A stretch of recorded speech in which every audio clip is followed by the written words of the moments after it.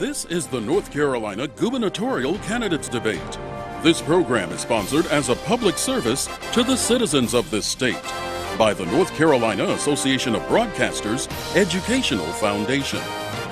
Here's our moderator, Chuck Todd.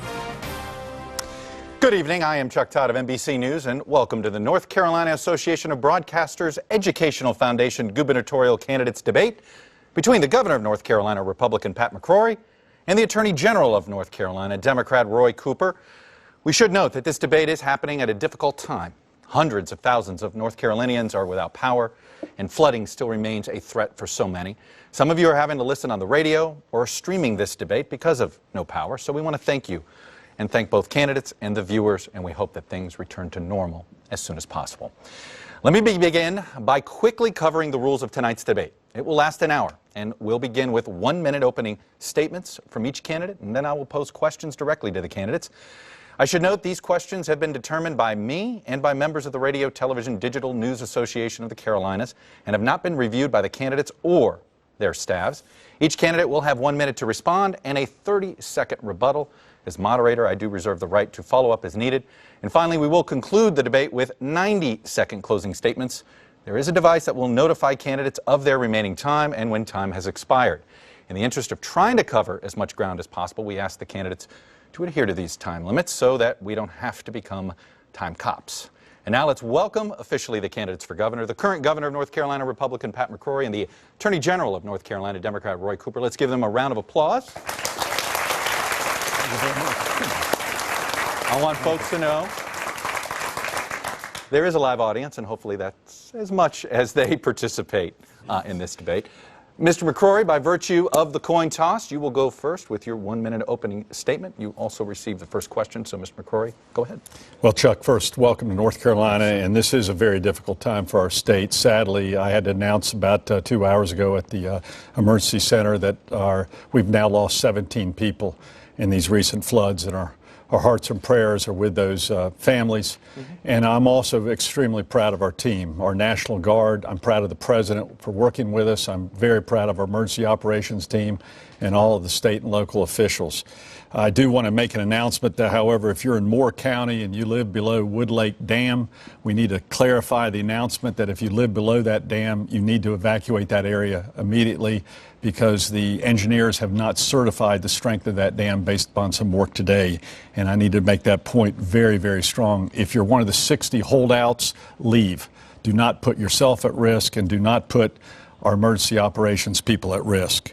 This is not the first crisis I've had to deal with as governor. I've had to deal with many natural crises, but I've also had to deal with man-made crises. And those were crises that I came into just 3.5 to 4 years ago. Okay. And we dealt with those crises and we solved them. We're a problem solver and we're going to continue that during the next 4 years. Thank you, Mr. McCrory. Mr. Cooper. Chuck, our hearts and our thoughts and our prayer go out to the victims of flooding tonight. And over the next few weeks and months, we got to do everything that we can to help them. But tonight we're going to be talking about our future. And for the last 4 years, Governor McCrory has taken our state backward. And throughout this campaign, he hadn't been honest with you about his record. He has failed to make education a priority. That's why we're 41st in teacher pay. And he signed House Bill 2, writing discrimination into our law, and with the stroke of a pen, damaged North Carolina's brand, costing us thousands of jobs and hundreds of millions of dollars. We're on pace to have twice as many layoffs this year as last year, and so many people in the middle class are asking when they're going to see the gains of a growing economy. We need a good jobs governor, not a House Bill 2 governor. Good jobs and schools are my priority, and I'm going to work to make sure we spread the word across this country that North Carolina is open for business for everyone. All right, thank you, Mr. Cooper. Mr. Corey, the first question, we're going to start with HB 2. As you know, since its passage, businesses have canceled plans to expand in the state. NBA, ACC, NCAA have all moved events from here. Duke basketball coach Mike Krzyzewski has even called the law embarrassing. Majority of voters, even ones who support it, believe it's hurt the state's reputation. How do you fix the state's reputation without repealing the law? Let's first state the facts. The thing that's embarrassing is that a very liberal mayor of Charlotte, with very strong support from our very liberal attorney general, started this whole bathroom mess. It's one of the biggest fibs in our national press and frankly our state press, in which they say the bathrooms laws were made by Republicans. We had never brought this issue up. It was the mayor of Charlotte, with strong support from the attorney general, who decided to put a mandate on the entire private sector who had public facilities and say, we're going to fine you unless you recognize a brand new concept of gender identity and gender expression, a major change in culture in not just North Carolina, but our country. It wasn't needed. It wasn't called for. It was the liberals who brought this issue up. But as governor, I will say this. I don't care if you're in the private sector what your bathroom, locker room, or shower rules should be. That's none of our business, and it continues to be none of the business in North Carolina. But if you're in our schools, including Rocky Mount High School, where Roy's running commercials from, if you're a man, you're going to go to the man's locker room, restroom, or shower. If you're a woman, you're going to go to their appropriate shower. All right. No change whatsoever. Thank you, Mr. McCrory. Mr. Cooper. House Bill 2 has to be repealed. It writes discrimination into our law, and it has been a disaster for our economy. PayPal, hundreds of jobs. Asheville, hundreds of jobs. The ACC, the NCAA. This legislation was passed in one day and signed in the middle of the night.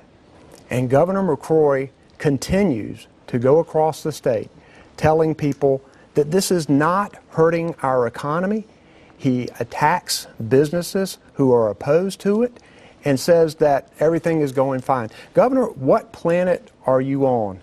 We have to pull the business community together. We have to get this law repealed. We got to quit blaming it on other people, blaming it on me, blaming it on the president, blaming it on Charlotte. What we have to do is to repeal House Bill 2 now. If you notice, the Attorney General does not refute the claim that he and Jennifer Roberts started this mess. It's been a swindle of things, and it has embarrassed North Carolina. And the fact of the matter is, if they just leave this new definition of gender expression and gender identity, which changes the whole definition of man and woman, boy and girl, and our privacy rights, if we're not going to have leaders stand up for the basic rights of privacy in our nation, in our state, in our city, ahead of money, then we're losing strong national leadership. You got 30 seconds. I'm glad that Governor McCrory has admitted that this is an embarrassment to North Carolina, because it is. We had investors come in to tell us they control $2 trillion worth of assets. And they came in and told us that this is essentially state government inflicted recession. Governor McCrory attacked them, and then 3 days later in Wilmington, to a speech to the Chamber of Commerce, said that we needed to attract more capital and more investments in North Carolina. I got a couple standing ovation. All right, I got a couple standing ovation at that Wilmington Chamber of Commerce event, and I'm proud of it. I'm going to use my moderator's discretion. I've got follows for both of you. I want you each to have 30-second responses. I'm going to give you each to 30 seconds to respond to the other. First to Mr. Cooper, you declined to defend HB 2. You are the elected, you're the chief law enforcement officer of the state. If you pick and choose laws to defend, aren't you setting an example and you're telling the citizens to pick and choose laws to follow? I took an oath to defend the Constitution, just like Governor McCrory did. I told Governor McCrory not to sign this law. I told the legislature not to pass it because it writes discrimination into the law, and it is costing us hundreds of millions of dollars. And the governor has spent so much money and so much time, and it has hurt our brand. It's got to stop. It has to stop. 30 seconds. He has stated that he's running a multi-million-dollar commercial right now saying he's going to stop talking about social issues. That's all he talks about, because he wants to cover up the incredible progress that we've made in this economy. We've lowered unemployment to record amounts. We've created 300,000 new jobs. We've lowered taxes. But the only issue he wants to talk about is a social issue, which means his commercial is a lie. And he's fooling the people of North Carolina. I agree with you. Let's get off the social issues. Let's get out of bathroom politics and start creating jobs in North Carolina, as we've done for the past 3 years. And my follow to you, Mr. McCrory, as a conservative, as a Republican, as somebody that believes in limited government, you've said you didn't want Raleigh getting involved in city politics around the state. Why is it okay for Raleigh to get involved in Charlotte's politics? Because Charlotte shouldn't create a new mandate on business. I was mayor for 14 years. Our line of responsibility is not to create new mandates for business. And by the way, I don't think Hillary Clinton and Barack Obama should do it through the Justice Department either, which is exactly what they're doing in changing the definition of gender. And the fact of the matter is, this is going to be resolved in the Supreme Court where it should be, not in the politician's hand. And 21 other states in the United States of America have joined me in that effort to stop government overreach into this very private issue. 30 seconds for you. Governor McCrory used to trust local government. Now he doesn't. What you have here is legislation that is hurting our state and taking us backwards. And he's the one who's been all over national TV talking about House Bill 2 and talking about how important this legislation is to protect people, when we all know these are political scare tactics. This law was born in politics, and unfortunately, now people are suffering because of it, and it has to be repealed. We do agree on that it was born in politics, and you're looking at the individual who's raised millions of dollars on starting this initiative. Let me ask this. Congratulations, Mr. Cooper. Perhaps the most famous transgender person in the world is Caitlyn Jenner. What bathroom can she legally use in Charlotte? Let me get you to answer this, Mr. McCrory, and you to answer this. You to answer, Mr. McCrory, and you to answer this, Mr. Cooper. Look, Steve, was it me first? Yes, sir. See, this is the problem, Chuck. We shouldn't be getting involved in these issues. And House Bill 2 is exactly what it does. It gets us involved in these issues, and we should not, because not only is it hurting our economy, but it's embarrassing our state. The governor just admitted it earlier. They didn't have to do this. They should not have done it. There are cities all over this country that have these kinds of ordinances, and you should trust local governments to make these decisions. Not the city of Houston, not the city of Houston, not the city of Houston, where the voters rejected it by 61% of the vote, and where the most recent NCAA basketball championship was played with no objection whatsoever by you or Barack Obama or anyone else. I will say this, where she should go, in the private sector in North Carolina, she can go wherever the private sector wants her to, because we don't want to be in the private business of the private sector. If she's going to a shower facility at UNC Chapel Hill after running around the track, she's going to use the men's shower. Okay. All right, I'm going to change subjects here. We're going to go to the economy. Mr. Cooper, you're going to get this question first. Mr. McCrory is running on a Carolina comeback. Unemployment rate has been cut in half since he took office. Income is on the rise. If voters care about just economic performance, why shouldn't voters reelect him? Well, the governor wants to be a Carolina comeback governor. I want to be a comeback to Carolina governor. We need PayPal to come back. We need the jobs to come back. We need the NCAA to come back. You go ask everyday working people whether they have seen a Carolina comeback, and most of them will tell you they are working longer and harder and for less money than they did before the recession. And they'd be right, because wage growth is stagnant. The middle class is not seeing the gains from the growing economy. And the governor tells people that their taxes are down when many people have taxes in the middle class that are up because of him and legislative leadership. And he continues to say that House Bill 2 is not hurting our economy. That's wrong. He just did a commercial where he's saying no more social issues. He's brought it up 4 times already. No more social issues. Let's talk about the economy. Unemployment was at a record 9.4% when I came into office. Believe me, it was a lot worse under Easley and Perdue, the 2 governors that you strongly supported for election. 12 years of extreme high taxes. We had the highest income tax and the highest corporate tax in the Southeast. Even South Carolina was beating us for jobs, Roy, under your leadership and Beverly Perdue's leadership and Easley's leadership. That was unacceptable. When I came into office, we lowered our income tax. We lowered our corporate tax and business tax. We got rid of a $2.6 billion debt that we owed to the federal government. $2.6 billion. If you had been governor, you would have borrowed another $2 billion, and we would have been $4 billion in debt, and then you would have put it on another tax on the employers of North Carolina and drove unemployment up even more. This is the philosophy that you followed as a state senator. This is the philosophy that you follow with your fellow leaders and Democrats, and it's got to end. Go ahead, Mr. Cooper. The governor promised people a tax cut. He came through for the corporations and for those at the top. But everyday working people got tax increases. In 67 different ways, Governor McCrory has raised taxes on middle-income families. And literally, we're talking about literally, from birth to death. The next time you go to a movie or you get your car repaired, or you buy school supplies at a back-to-school weekend, you look at that receipt, and the taxes are courtesy of Governor McCrory.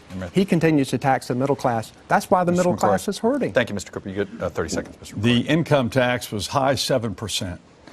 Now we've reduced it to low 5%. The business and corporate tax was 6%. Now it's down to 3%. And we're recruiting businesses again. 300,000 new private sector jobs. Mr. Cooper, if you become governor, are you going to raise the income tax again? Are you going to raise the corporate tax again? Answer that question. Are you going to raise those taxes again because you were against our tax reform? Yes or no? Are you going to raise those taxes again and be less competitive with Tennessee and Virginia and the rest of the nation? I'll let you each have 30 seconds since you're engaging. Go ahead, Mr. Cooper. Yes? We do not have to raise taxes in order to fix what is wrong with our economy. The problem is the middle class is hurting. Wage growth is stagnant, Governor, whether you like it or not. You, with your income tax and corporate tax cuts, you have mostly benefited those at the top. And the statistics show that you're leaving out the middle class. This is why you're having trouble being honest with your record, Governor, and we have seen it time and time again. All right, final 30 seconds there, Mr. McCrory. It's Mr. Cooper that's raising $500,000 at Goldman Sachs. Believe me, Goldman Sachs doesn't care about the middle class in North Carolina. It's Mr. Cooper that's going to California and San Francisco and raising millions of dollars. The people in San Francisco don't care about the middle class in North Carolina. Tell them where you're getting your money, and it's not from people who care for North Carolina and our economy. All right, I want to move to teacher pay. Mr. McCrory, you get this question first. You said the average teacher salary next year will be over $50,000. But according to the North Carolina Public School salary schedules, a teacher with a bachelor's degree doesn't get to make $50,000 until their 25th year of teaching or until the 20th year if they have a master's degree.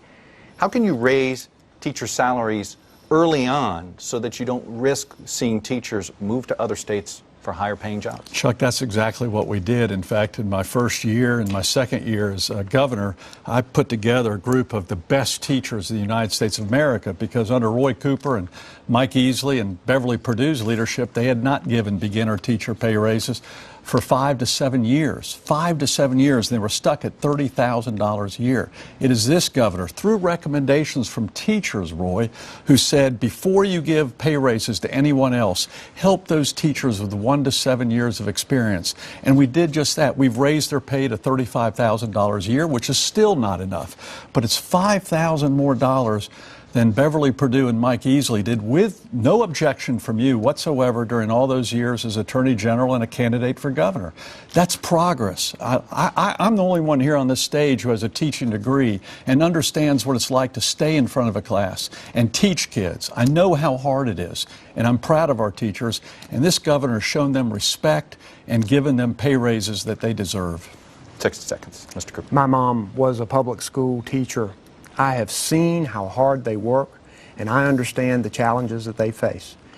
Just like his record, time and time again, the governor is not being honest about these figures. They are contrived, and they do not reflect reality. The fact is, we are 41st in teacher pay and 44th in per-student expenditure.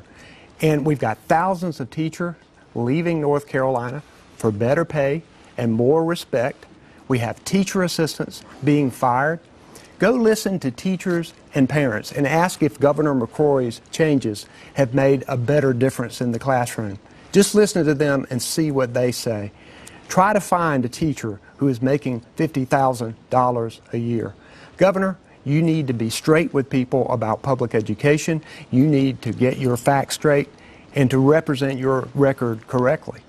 You're about as straight as another trial lawyer who became a politician in North Carolina, and that's John Edwards, because you're fooling the jury right now. And the facts, not rhetoric, say that this is the governor that did help the teachers, and there's still a lot more to do. And I'm extremely proud of not only did we help the teachers with pay, we also have $15,000 to $16,000 a year for benefits for our teachers. And we've tripled the rate of money for every school for supplies and books, something that was clearly missing under the Easley Purdue administrations that you supported. 30 seconds, Mr. Cooper. When I was the Senate Democratic Majority Leader, we moved teacher pay from 42nd in the country to 21st in the country in 4 years. Governor McCrory has had 4 years. It is now 41st in teacher pay. That is wrong for our state. What I will do is invest in education. I won't just talk about it and try to distort my record. I will invest in early childhood. I'll make sure that our classrooms have resources. Right. And I'll get our teacher pay to the national average. We've done it before. We can do it again. I'm going to stick to this topic here. I got 30-second follows. I want each of you to respond in 30 seconds. For you, Mr. McCrory, you said it's still not enough. No. Well, where is it? Why not do it now? First of all, I had to rebuild the economy where we finally have a surplus. By the way, with a surplus in a rainy day fund, something just 3 weeks ago, the Attorney General recommended that our rainy day fund was too high. Our rainy day fund was too high. Ladies and gentlemen, we've had a lot of rain lately. We've had a lot of rain lately, and you were just telling people we should have spent more of that money and not hold it over the side. It's responsible fiscal responsibility. And by the way, another thing that you deceived the people on, when I came into office, teacher pay was 48th. We've reduced it to 41. We reduced it to 41. Okay. And by the way, next year's teacher pay with our pay raises is going to be in the low 30s in North Carolina. Sort of a twist on it. Where do you get the money? You want to immediately give these raises. Where do you get the money? Well, I have to respond to Go ahead and issue respond. First, because when you're talking about disaster relief, Governor McCrory took $500,000 directly out of the disaster relief fund. And you know what it's for? House Bill 2. This is about, he wanted money for lawyers for House Bill 2 and took $500,000 out of the disaster relief fund. What we do is make education a priority. The governor's priority is continued corporate tax giveaways. Right. What we have to do is put it at the top of the list of what we want to do to make sure we get our teachers to the national average. And I could do that. I've done it before. All right, I'm going to get you 30 seconds to respond to this specific charge on HB2. He just did not tell the truth. I have not spent any money on HB2 of $500. We haven't spent $1 of the disaster relief money. We were approved to by the legislature, and I made a statement, we will not spend any of that money. He knows that. He's being deceptive to the public of North Carolina. He's being deceptive to the jury, and you should know better. Having a law license to mistruth like that, to not tell the truth. It's exactly what's wrong with politics today. The governor could have vetoed. The governor could have vetoed this legislation that took the $500,000 after the disaster relief fund. But he did not. It's still in the disaster relief fund, and by the way, it's being used for disasters, which he spoke to a group recently, just 2 weeks ago, and said we have too much money in our reserves. Wonder if I told you as families in North Carolina, don't save so much, go ahead and spend it. Don't worry about a crisis in the future. If he had been governor for the last year, we would not have reserves to deal with this hurricane. Thank you, Mr. McCrory. I'll give you 30 seconds on that. Well, I grew up in eastern North Carolina, and as a state senator, I helped push through the disaster relief funds for Hurricane Floyd. And we had the foresight to make sure the surplus was there. I support a surplus. And we made sure that we helped people who had been victims of Hurricane Floyd. We're all going to have to pull together in this thing, do it again. We shouldn't be taking money out of the disaster relief fund. All right, I'm going to move along here. Got a new question, new set of 60-second responses for both of you. Mr. McCrory, I'll start with you. Sure. You signed HB2 into law. You signed 2 measures restricting abortion access in the state, even after pledging at a debate 4 years ago that you weren't going to add any more restrictions to abortion. Are you surprised 4 years later that your record is being defined as a social conservative? First of all, I need to correct you. If you consider having to have a doctor make sure that they don't do an abortion after 5 months, that's not a restriction on the individual, that's the law. And all it requires is the doctor to make sure they have a record of that. It did not impact at all the access to an abortion. And I made sure that every law that's passed it meets the constitutional standard, which Texas did not do. I might add also, though, something the Attorney General didn't do. We had 2 abortion clinics in North Carolina that were treating women so poorly. They weren't even cleaning the floor or cleaning the utensils or the tools used for an abortion. Not even clean them in between abortions. That is so cruel. And we took care of it. But I made sure that all rules regarding abortion protected the women's health and also fit the spirit of the law. And that's exactly what we've done, and that's why there's been no challenges to our abortion laws. 60 seconds. This is another example of Governor McCrory distorting his own record. Chuck, you're right. On a debate stage just like this one, in 2012, when he was running for governor, he promised that he would put no more restrictions on a woman's right to choose. Yet, he supports legislation that puts state government in the exam room between a woman and her doctor. Now, you talk about a restriction. His legislation requires that a doctor send a woman's ultrasound to state government. Now, how do you feel about the policy? We don't need state government bureaucrats reviewing women's ultrasounds. This is the kind of restriction that he promised that he would not put in place, that he did, and now he's coming around trying to say that's not a restriction. I think people would say that it is, Governor, and that you are distorting your record. Why didn't 30 you? seconds. Why didn't you, over 14 years, 16 years as Attorney General, protect the women that were being abused in Asheville and Charlotte in these clinics? It took my Secretary of Health and Human Resources, Aldona Voss, a doctor in her own merit, to say, you know what, these women deserve a safe abortion, a constitutional abortion. And you did nothing. You stood on the sideline while these women were basically being treated not like women should be treated. And I'm proud that we took action. By the way, we reopened those facilities. Thank you. Because that's the law and the Mr. Constitution. I respect that. 30 seconds, Mr. Cooper. This is another example of Governor McCrory putting social issues ahead of the best interests of our state, ahead of the safety of our citizens. You got House Bill 2, you got these abortion issues, you've got refusal to expand Medicaid. What he continues to do is to put these right-wing social ideological issues ahead of the best interest of our citizens. That's where he and I differ. All right. And No worries. We got time. We're going to take a quick break here for a public service announcement from the North Carolina Association of Broadcasters. When we come back, we're going to have questions on policing, criminal justice reform, and maybe a little presidential politics. We'll be right back. I like calling North Carolina home. So many call North Carolina home. Living here puts you in prime adventure territory. Residents enjoy 300 miles of pristine beaches and some of the country's most beautiful old-growth hardwood forests and mountaintops. From the coasts to the mountains and everywhere in between. Broadcasters in North Carolina are proud to provide high-quality, free, over-the-air programming that educates, informs, and entertains. The North Carolina Association of Broadcasters leads the nation on educating the public and businesses about the uses and values of broadcasting. Through the North Carolina Association of Broadcasters, over 300 radio and television members support our local community and our state by connecting viewers to their world. The North Carolina Association of Broadcasters Educational Foundation is proud to make tonight's debate possible as a public service to the local communities they serve. And we are back here live with the two candidates for governor of North Carolina, Governor Pat McCrory, the Republican, and Attorney General Roy Cooper, the Democrat. Mr. Cooper, I'm going to start with you. Earlier this month, you were quoted as saying the state crime lab that you've overseen for more than a decade is, quote, providing excellent service, but the average processing time for a case is 7.5 months.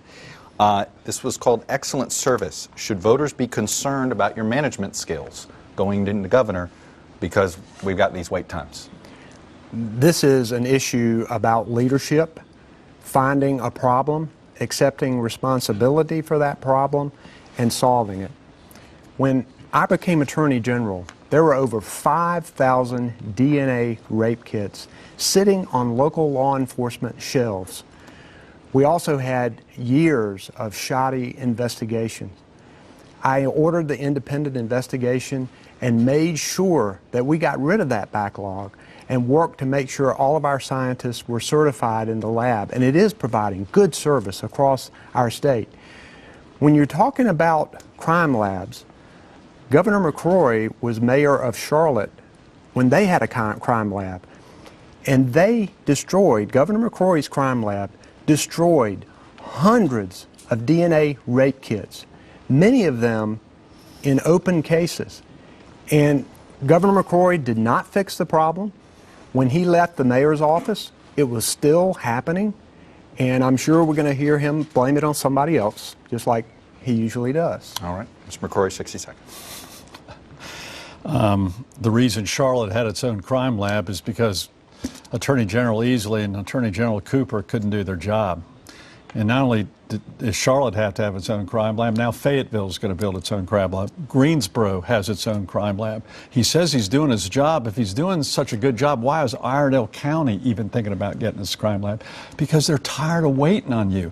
The governor's job is a huge job. I got one department with 16,000 employees, just one of the departments the governor's responsible for. If you can't handle the crime lab after 14 or 16 years, how are you going to handle all of state government?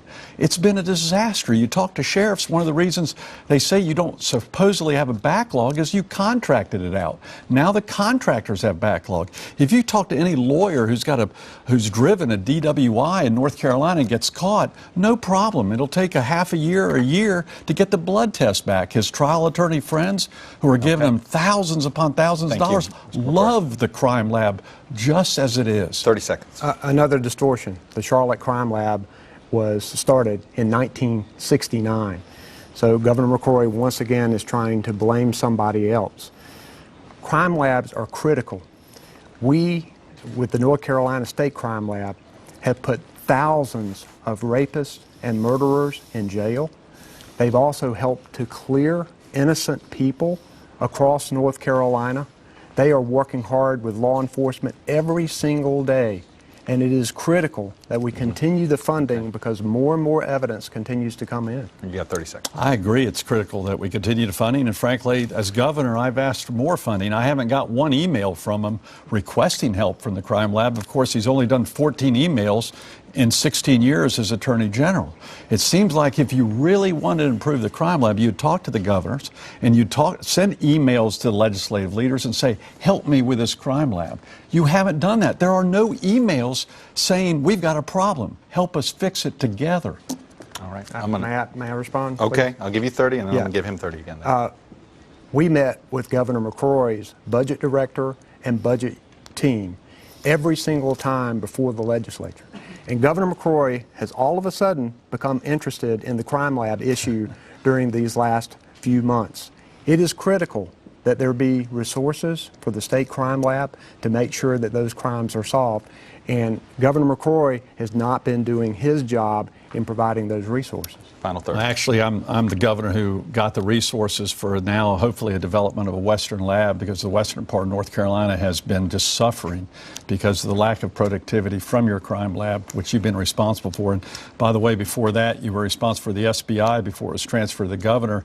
The head of his SBI was a political appointee. It was basically a political hack that he hired as head of the SBI. When I took over the SBI, I put people who had actually experience in law enforcement, not making it a political organization. All right, I'm going to stay on the issue of criminal justice reform.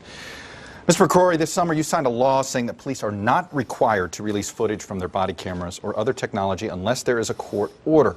The law would have barred the Charlotte police from releasing video of Keith Lamont Scott's death, as they ended up doing last month before the law took effect. Governor, don't we need more transparency for the police? We have several things we need to balance, Chuck. First of all, we need to balance the public interest, but we also need to balance the constitutional rights of those who are being investigated. I know CNBC and CNN and Fox would love to show the video right away. It helps your ratings. But the fact of the matter is, we've got a criminal investigation going on right now. And both the DA, the SBI, and the Charlotte Police Department, as we have with other shootings, have to go through an investigation.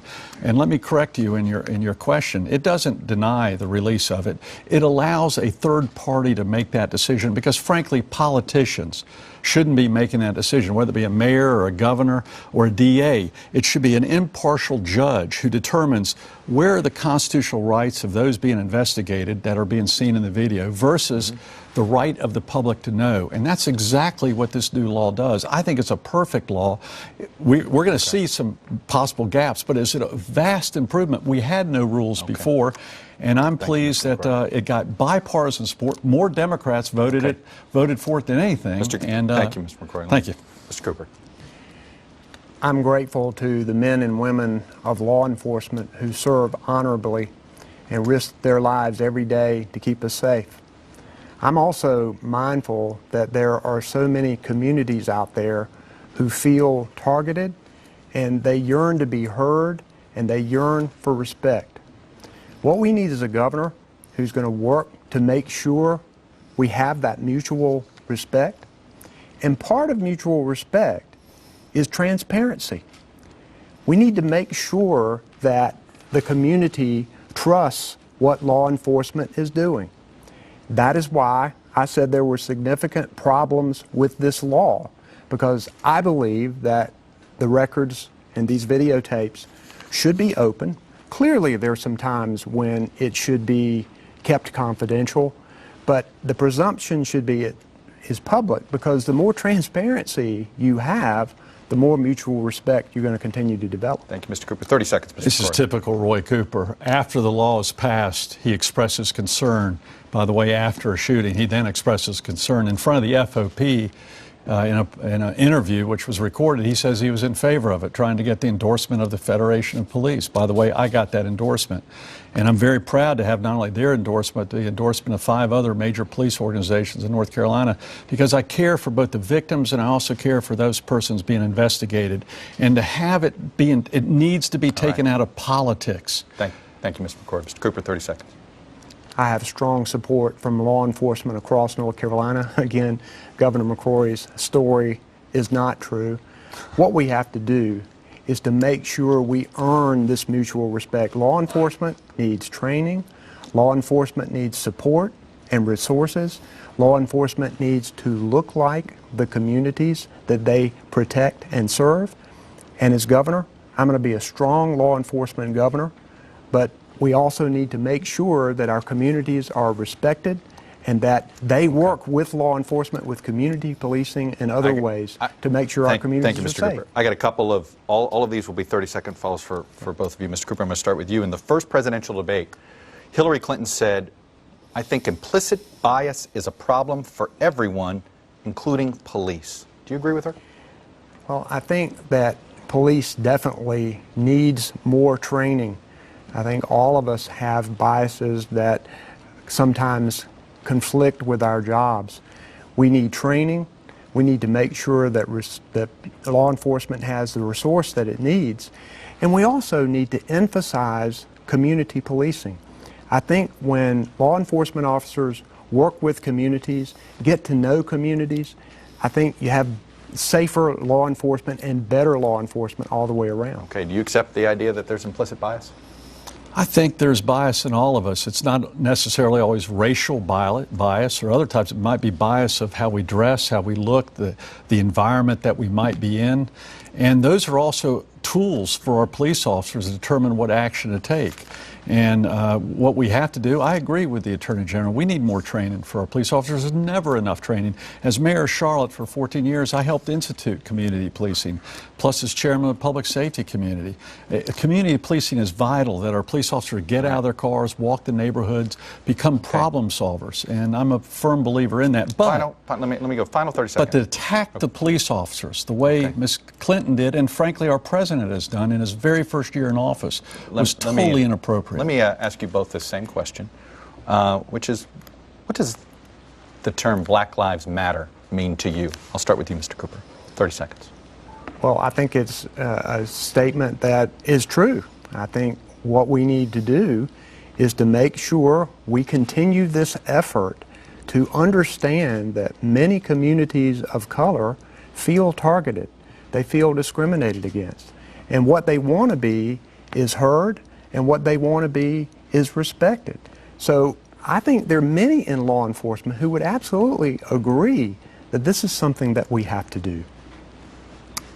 Well, I personally was an admirer of Martin Luther King, who believed we should be judged by the content of our character, not by the color of our skin. And I think all lives should matter. It's our heart inside that matters, and we should value every single human life. But we do have to recognize the anger that communities have within how they interact with law enforcement. But at the same time, we've got to recognize the pressure of our police officers who every day leave their families home not knowing if they're going to come back. And the officers that were most recently involved in shootings, they had no idea that was going to happen to them that Thank day, you, Mr. McCrory. but their lives were also changed. Let me move here. There's obviously a lot of national politics that is impacting this state as well. Mr. McCrory, on Friday you released a statement condemning Donald Trump's comments about women on an Access Hollywood video in 2005. Many of your fellow Republican governors went further and withdrew their support completely from the Republican nominee. Why didn't you? Well, let me first say, when my parents moved me to Jamestown, my family, my brothers and sisters, Jamestown, North Carolina, my first day in Mrs. Lottman's class, I didn't say yes, ma'am to the teacher. And they washed my mouth out with soap for something so minor but so important in showing respect to our teachers. Sometimes when I see the presidential candidate, Mr. Trump, he needs to have his mouth washed out with soap. And so does Mrs. Clinton, because teachers always said, don't tell a lie. And she lies an awful lot about the emails, about Benghazi, about other factors, and maybe she needs to look at a bar of soap next time she doesn't tell the truth. So we've got some character issues among the two presidential candidates, but I'm voting for the candidates that best represent my viewpoints now, even though I disagree with their character traits on issues like immigration, on issues like Obamacare is a total disaster, something that the Attorney General continues to praise is Obamacare. It's a disaster if you're a middle-class individual. Thank you. Mr. Cooper, 60. It's hard to believe that Governor McCrory continues to support a presidential candidate who condones sexual assault, who has admitted that he has done that, who has continued to demean women. Governor McCrory, this is the first time that I've heard you even speak up at all about Donald Trump. You've gone to his rallies. You've made jokes about House Bill 2 on stage. When a Gold Star family was demeaned by Donald Trump, you didn't say anything. When women were demeaned by Donald Trump, you didn't say anything. Governor McCrory and Donald Trump are a lot alike. They both have trouble with the facts, and they both engage in divisive rhetoric. It's not good for our state, not good for our country. 30 seconds. I don't know where that divisive rhetoric comes from. Sadly, we have to make some difficult decisions. You obviously, back when you were in your first years as Attorney General and State Senator, had to make some difficult decisions to vote for Bill Clinton. I'm sure you were uneasy about many of the things Bill Clinton did, but you had to make a choice and balance those character traits. I have to do the same thing, and it's a sad commentary that we've both had to make those decisions. 30 seconds, Mr. Cooper.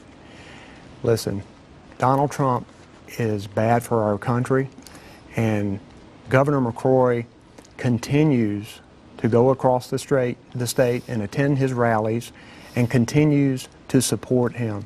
I think that's wrong.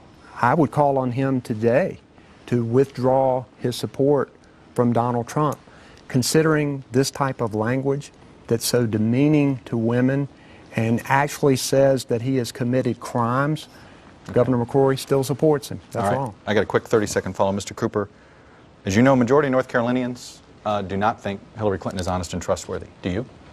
I think she is much more trustworthy than Donald Trump, and I believe that the Secretary will help to keep our country more safe and more secure. And she certainly is not going to be a dangerous president like Donald Trump, who Governor McCrory supports. And 30 seconds on this, on Donald Trump. Is he a role model for kids? Not as vulgar, verbal outburst. I don't like the personal attacks. I hate it. Any part of him make him a role model? I think what makes him a role model is where he does stand strong on certain issues that need to be said, especially from outside Washington, D.C.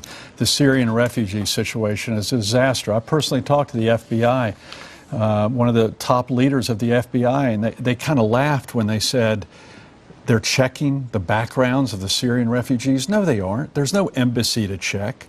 There's no qualification. So when Hillary Clinton says they're doing a venting process of these Syrian refugees come into our state, the FBI is not even being told where they are. Thank you, Mr. McCrory. I'm going to move to health care. Mr. Cooper, I'll start with you. 60 seconds to both of you. As you know, former President Bill Clinton recently referred to the Affordable Care Act, or Obamacare, as the craziest thing in the world. And one of the reasons he was pointing out is this issue with the exchanges. And here in North Carolina, there's only one major insurer offering. Is Obamacare broken? Well, that's the reason that there's only one insurer on the exchange is because Governor McCrory and the legislative leadership have fought having a state exchange here in North Carolina where more people can get health insurance. They've also withdrawn money that could help educate people and could help encourage more insurance companies to become competitive. The worst thing that Governor McCrory and the legislative leadership have done, they have refused to accept the billions of dollars, billions with a B, that we've already paid to Washington that could come back to North Carolina and expand Medicaid to hundreds of thousands of North Carolinians. And here we are again, Governor McCrory putting the social issues ahead of the best interest of our state. Governor Chris Christie, Governor John Kasich in Ohio, even Governor Mike Pence, who's on the ticket with Donald Trump, they all saw that expansion of Medicaid in their state, even if they disagreed with the policy, helped to create tens of thousands of good-paying health jobs, help private insurers, and Governor McCrory's continued to say no. Thank you, Mr. Cooper. Mr. McCrory, 60 seconds. The blame game is coming. I've never been blamed for Obamacare. This is a first. I had nothing to do with the legislation. I did try to get you to fight the legislation representing the state of North Carolina, along with many other states, and you as Attorney General refused to fight Obamacare because you thought it'd be fantastic for the United States of America. It's been a total failure. If you talk to any middle-class business person right now, you're seeing, if you talk to any family right now, you've had a nice setup with health insurance for the state of North Carolina for 26 years. Your own state plan, it's free. You talk to someone with Obamacare, my gosh, you ought to get on Obamacare right now. It'll cost you $20,000 to $30,000 a year. You've gotten too used to the government health insurance that you're now guaranteed until you're 65. If you feel so good about Obamacare, get on it and get off the state plan that we have right now. 30 seconds, Mr. Cooper. It is incredible to me that with this policy already set at the federal level, that the governor cannot accept the billions in tax money we've already paid. This is our tax money that could come back to North Carolina and insure hundreds of thousands of people and take pressure off the small businesses, take pressure off private employers who see a benefit. The other states who have done this have seen a benefit in their insurance premiums. But Governor McCrory's got to put that ideology. He's got to continue to talk about it. Thank you. Admit it's a failure. It's okay to admit it's a failure. That's okay. And by the way, I do agree in some aspect that in Medicaid, Dr. Voss is in the audience, and we're expanding Medicaid services for Alzheimer's patients, those people that can't help themselves. And those are the people I want to emphasize right now, is helping those who can't help themselves. And I've personally met with President Obama in the White House, in the Oval Office, and encouraged him to work with us to allow us to have a North Carolina plan, not a Washington, D.C. plan, which you want. And it's extremely sad right now that Blue Cross and Blue Shield is the only your time is up, and insurance company. Give you 30. We can make a North Carolina plan. We can expand Medicaid in a North Carolina way. That opportunity is there. And for him to talking about saying that you're not giving health insurance to people who need it, this is the perfect opportunity with the tax money that we've already paid. but he continues to say no because of ideological Apparently reasons. you're not going to get on Obamacare, and you're going to keep your government plan that you've enjoyed for 26 years in the state of North Carolina. But very quickly, answer the Medicaid question. Why won't you expand it? Because right now we don't know what the cost of 10% will be to the taxpayers of North Carolina, and I think it's irresponsible to enter into something not knowing the cost. And right now a Wall Street Journal article just in the past 6 weeks are showing all those states that he's mentioned, their costs are much greater than ever anticipated. I had to inherit a $525 million misforecast on Medicaid spending from the Purdue administration, and we had to fix that. And all right, this is the nightmare that we inherited. I want to get one more topic in here before I think we got an idea where you stand on expanding Medicaid, the two of you on this one. But I want to go quickly to voter ID, and if you can keep your answers quick. Mr. McCrory, a federal court in August said the voter ID law that you signed in 2013 targeted, quote, African Americans with almost surgical precision. Obviously, it's been thrown out, but do you regret signing the bill? Absolutely not. In fact, one thing I'd like to compliment the Attorney General on is one thing he did years ago was regarding Sudafed, because we were having we both agree on this issue of drug addiction. And he passed a law requiring ID when you get a Sudafed. If ID is good enough for Sudafed, I think it's good enough for the people of North Carolina to vote, because anyone who thinks with tens of millions of dollars on the ground, as you know, Chuck, in North Carolina, if you don't think there's potential for voter fraud, you're digging your head in the sand. Because as you know, in the history of the United States, in Chicago, in West Virginia, in Texas, voter fraud occurs, and we need to do everything we can to make sure it doesn't happen. And if you don't look for it, you're not going to find it. 60 seconds, and this is it. So go ahead. The governor knows that this legislation was much broader than a voter ID law, although this was the strictest in the country. It had to do with early voting, the ease of early voting. It had to do with the ease of registration. When the three-judge panel in the Fourth Circuit said that this law intentionally discriminates against minorities and students, it was time to stop. But Governor McCrory continues to use taxpayer money to pay for attorneys to continue to appeal this. Of course, he lost. It's shameful for the governor to keep pushing this legislation. It's wrong for our state. Excuse me. All right, I got it. We got time. You're both going to get more time here in a minute for your own closing statements, because that concludes all of my questions. I have more, I promise you. Excellent if they give us job. more time, we do it. You both get 90 seconds for your closing statement. Mr. Cooper, by virtue of a coin toss, you go first, and then Mr. McCrory. Thank you, Chuck. Thank you to the broadcasters. Thank you, Governor McCrory, for joining me. Thank you very much. Thank you, Kristen, my wife Kristen, and family who are here today. Thanks to all of you for watching this debate at home. Let's all remember to keep working to help the flood victims. Even though we disagree tonight on a lot of things, we agree that we got to pull together to help them. Some of them are in Nash County, where I grew up.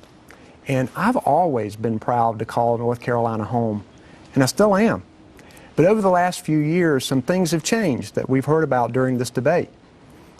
For decades, you could travel across this country and tell people you were from North Carolina, and the questions would be about our great universities, or our technology, or our mountains, or our beaches. Now the question is, what in the world is going on in North Carolina? Well, we can fix that. But the first thing we got to do is recognize the problems that we face. We have to make education a priority. 41st in the nation is not good enough. We need to get to at least the national average. And we need a good jobs governor.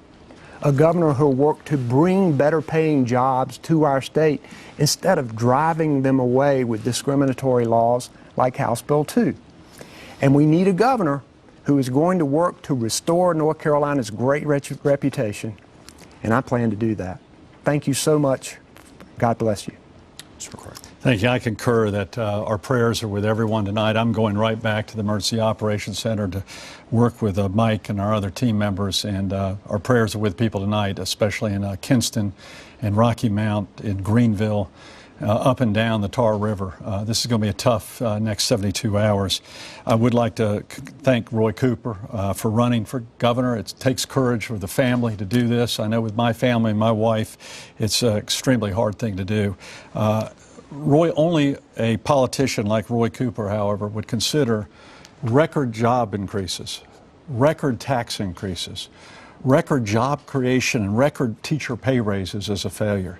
This is leadership like we've never seen in 3.5 years. And it's leadership we need to continue in North Carolina. We cannot go back to the leadership of Easley and Purdue and Cooper. Let's continue this great progress forward because we do live in the best state in the United States of America. I want to thank you both for a very civil debate, by the way. It was wonderful. It's now up to the voters, and it is up to you. So don't forget to vote. This public service program was brought to you by the North Carolina Association of Broadcasters Educational Foundation. I thank them for the privilege of moderating this debate. I'm Chuck Todd from NBC News. Thank you for watching.